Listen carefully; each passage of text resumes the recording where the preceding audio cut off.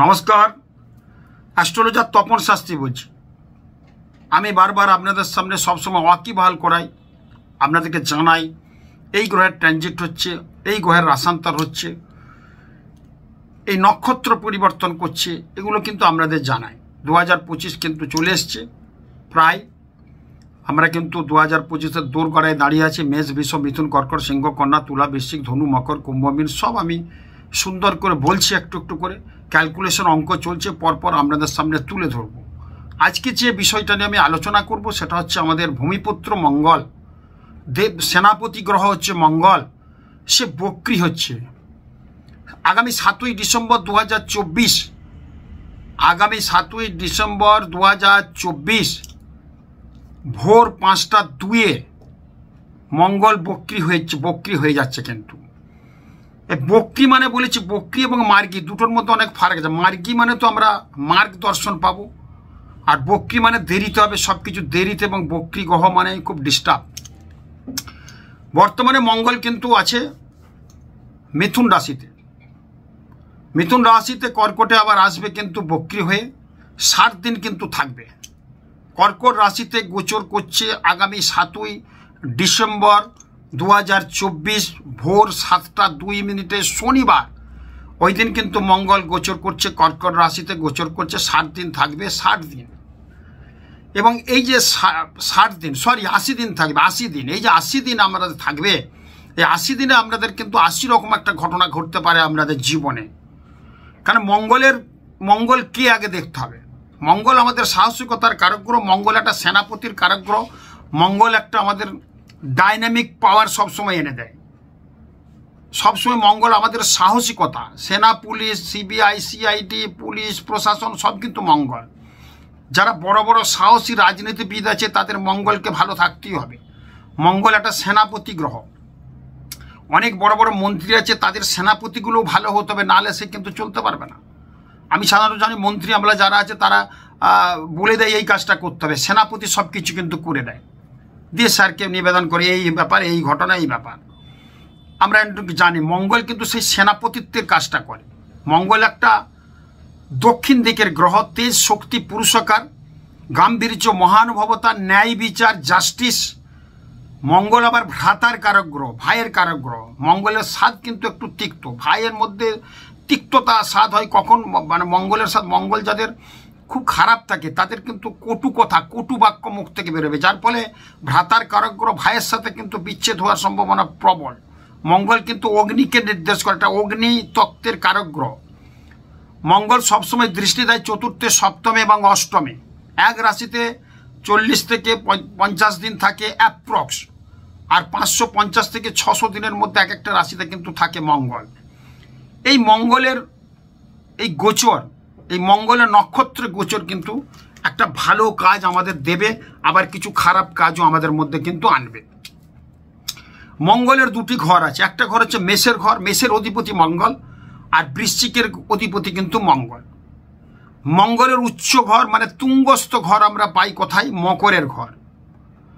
তুঙ্গস্থ ঘর মকর কেন হয়? মঙ্গল একটা অগ্নিতত্ত্বের কারক গ্রহ, শনি হচ্ছে একটা বায়বীয় গ্রহ, বায়ুর কারক গ্রহ। অগ্নিকে যদি আমরা বায়ু দিই তাহলে মঙ্গল আরো জ্বলে উঠে।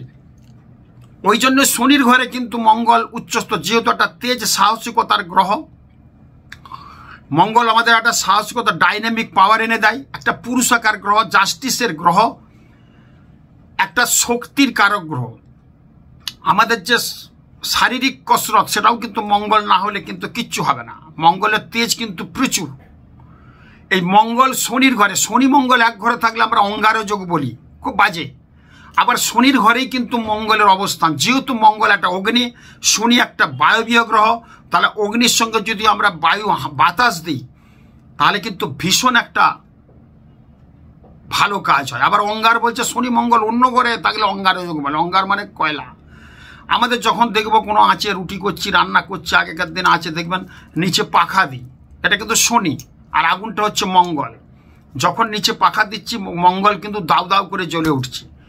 এই দাউ দাউ করে জ্বলার ফলেই কিন্তু মঙ্গলকে আমরা একটা সাহসিকতার একটা বলি গ্রহ, এবং একটা অগ্নিতত্ত্বের গ্রহ, একটা ডাইনামিক পাওয়ারের গ্রহ, পুরুষাকার তেজস্বিতার গ্রহ, এবং সেই মঙ্গল শনির ঘরে কিন্তু উচ্চস্থ। তাহলে মকরের ঘরে মঙ্গল কিন্তু উচ্চস্থ, তুঙ্গস্থ, আর মেষের ঘরে মঙ্গল কিন্তু স্বক্ষেত্র, বৃশ্চিকের ঘরে কিন্তু স্বক্ষেত্র, কিন্তু বৃশ্চিকে মঙ্গল কিন্তু নিষ্ক্রিয়।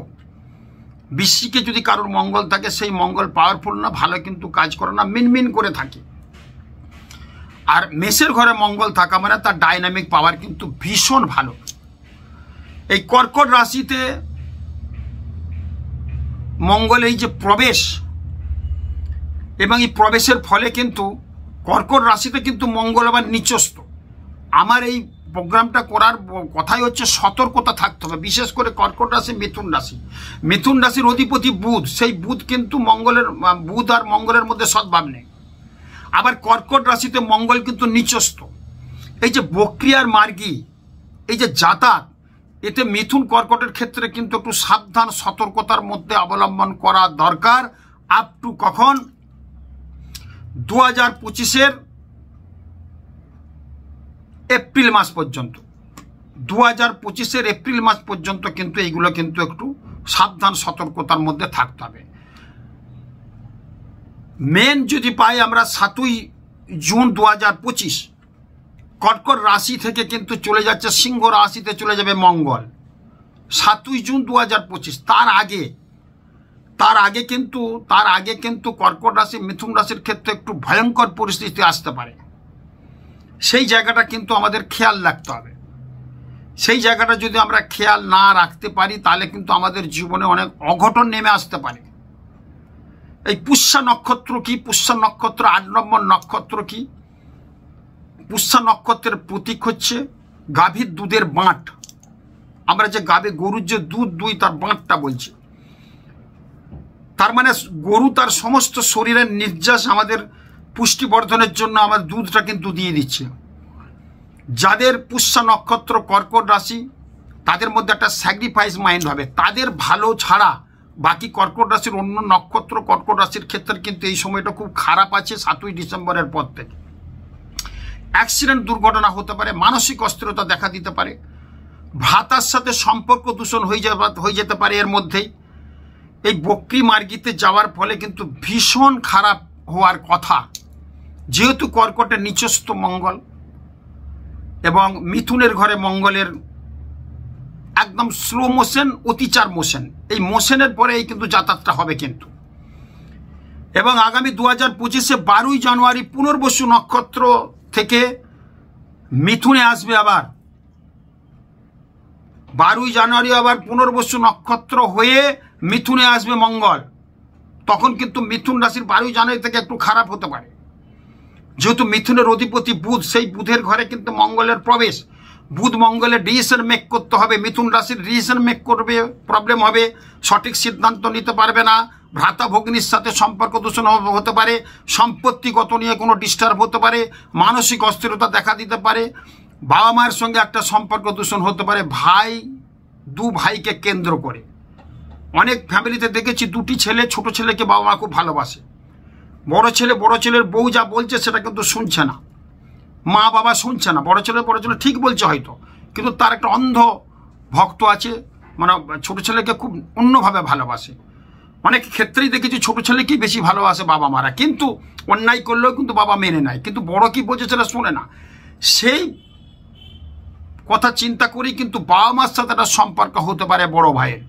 যাদের মিথুন রাশি, বি কেয়ারফুল।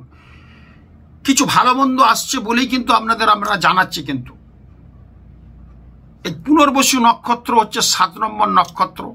পুনর্বসু নক্ষত্রের প্রতীক হচ্ছে একটা ঘরের মধ্যে যদি একটা কড়ি বসানো ঘর থাকে, একটা সুন্দর ছোট ঘর, তার মধ্যে কড়ি বসানো একটা ঘর।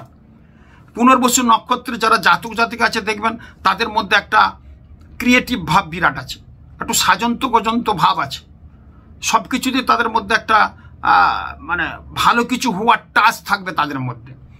কিন্তু এই সময়টা একটু ডিস্টার্ব কিন্তু হবে। যাদের পুনর্বসু নক্ষত্রে জন্ম তাদের ক্ষেত্রে বলবো একটু খারাপ আছে। পুষ্যা নক্ষত্রের জন্ম তাদের মোটামুটি কিছুটা ভালোর দিকে পাওয়া যাবে।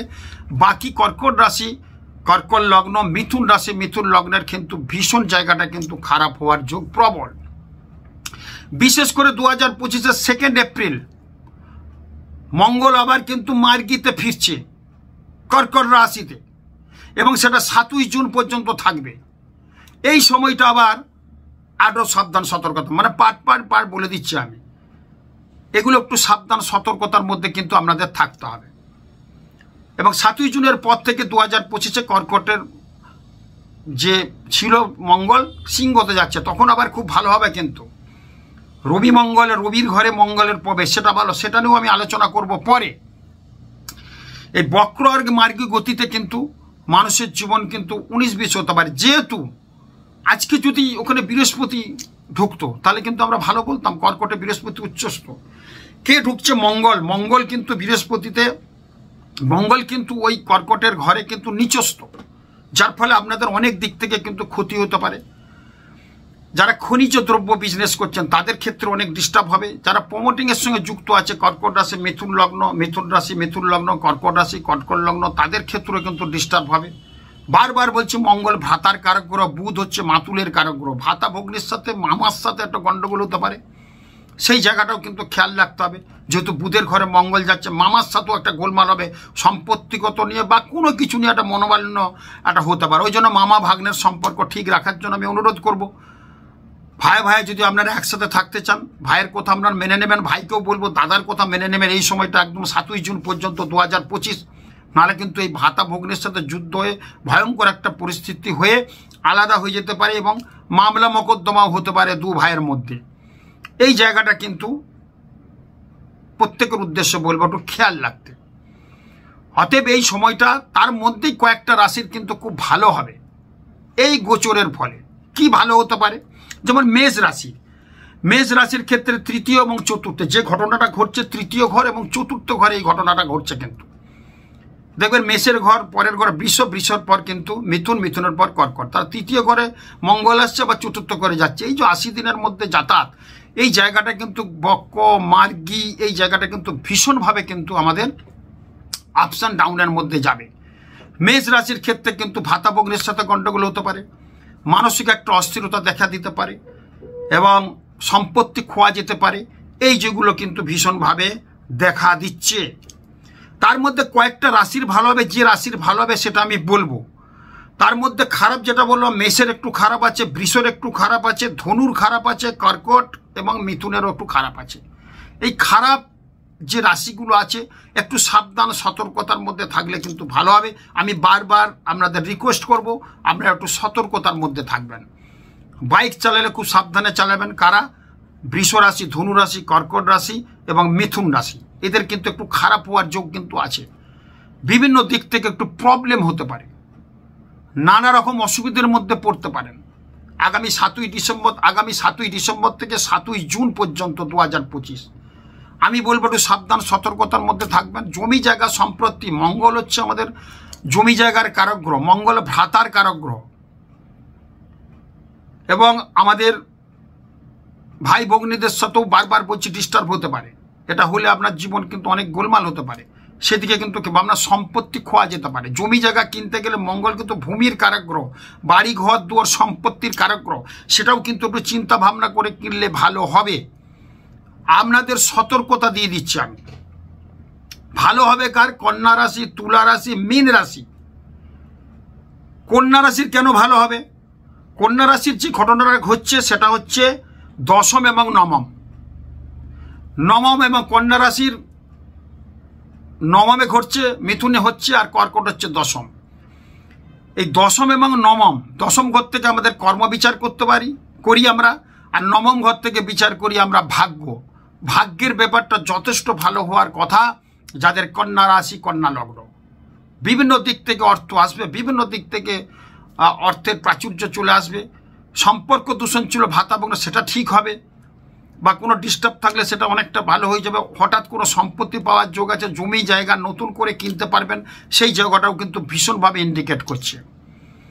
আর কি রাশির বলবো আমি? সেটা বলবো আমি তুলা রাশি। তুলা রাশির কিন্তু 10ম এবং 9ম হচ্ছে। তুলা রাশির কিন্তু 10ম এবং 9ম এটা কিন্তু খুব ভালো। দশম ঘর থেকে আমরা কর্ম বিচার করি, আর নবম ঘর থেকে বিচার করি ভাগ্য। অতএব সেই কর্কট রাশি আর মিথুন রাশির নবম দশম হয়ে যাচ্ছে। তাহলে নবম পতি যদি মঙ্গল, সেই মঙ্গল নিচস্থ অবস্থায় কর্কটে মার্গী গতিতে আসছে। যখন মার্গী গতিতে আসবে তখন কিছুটা ভালো হওয়ার কথা। সেটা পুষ্যা নক্ষত্রে 8 নম্বর নক্ষত্রে মার্গী গতিতে আসবে, সেটা কিন্তু 24/2/2025 পর থেকে কিন্তু ভীষণ ভালো হওয়ার কথা কর্কট রাশির। নাহলে কিন্তু তার আগে পরে কিন্তু বিভিন্ন দিক থেকে প্রবলেম হতে পারে। তার মধ্যেই যেটা বললাম আমি, কন্যা রাশির ভালো আছে, তুলা রাশির ভালো আছে, তুলা রাশির নবম দশম হচ্ছে। আর কি ভালো আছে? মীন রাশি। মীন রাশির ক্ষেত্রে বিভিন্ন দিক থেকে যেগুলো গোলমাল ছিল সেগুলো ভালো হবে। মীন রাশি যদিও এখন রাহুর ওখানে অবস্থান, তবু বলবো যে ঘটনাটা ঘটেছে এই কর্কট এবং মিথুনে মঙ্গলের যে বক্রী এবং মার্গীতে প্রবেশ, মীন রাশিতে এটা কিন্তু হচ্ছে চতুর্থ এবং পঞ্চম। চতুর্থ ঘর থেকে আমরা মায়ের বিচার করি, চতুর্থ ঘর থেকে পড়াশোনা বিচার করি, চতুর্থ ঘর থেকে আমরা সম্পত্তি বিচার করি, পঞ্চম ঘর থেকে পড়াশোনা, পঞ্চম ঘর থেকে আমরা সন্তান সন্ততির বিচার করি। যাদের মীন রাশি, মীন লগ্ন, তাদের সন্তান সন্ততির ক্ষেত্রে কিন্তু ভীষণ ভালো হওয়ার যোগ। যাদের মীন রাশি, মীন লগ্ন, তাদের কিন্তু বাবা মার সাথে সম্পর্ক ভালো হবে, সম্পত্তিগত ঝামেলা থাকলে সে লিটিগেশনটা কেটে যাবে, অর্থনৈতিক ডেভেলপমেন্ট প্রচুর হবে। 3টে রাশির কিন্তু খুব ভালো পাওয়া যাচ্ছে, একটা কন্যা রাশি, একটা তুলা রাশি, একটা মীন রাশি। বাকি রাশিগুলোর কিন্তু ডিস্টার্ব আছে বলে দিলাম, আপনারা একটু সাবধান সতর্কতার মধ্যে থাকবেন। 2025-এর কিন্তু আমি প্রেডিকশন চলছে, আমার ক্যালকুলেশন চলছে, অঙ্ক চলছে। আপনারা কিন্তু পরপর মেষ রাশির বোধহয় বলেছি, এরপর আসবে বৃষ রাশি। 2025-এর প্রত্যেকের একটা মঙ্গলের বছর, এই জন্য মঙ্গল নিয়ে আমি বললাম। মঙ্গল আমাদের বললাম একটা অগ্নিতত্ত্বের কারক গ্রহ। 2 + 0 2 + 5 7 7 2 9 9 হচ্ছে মঙ্গলের বছর নিয়ে আমি কিন্তু বলেছি।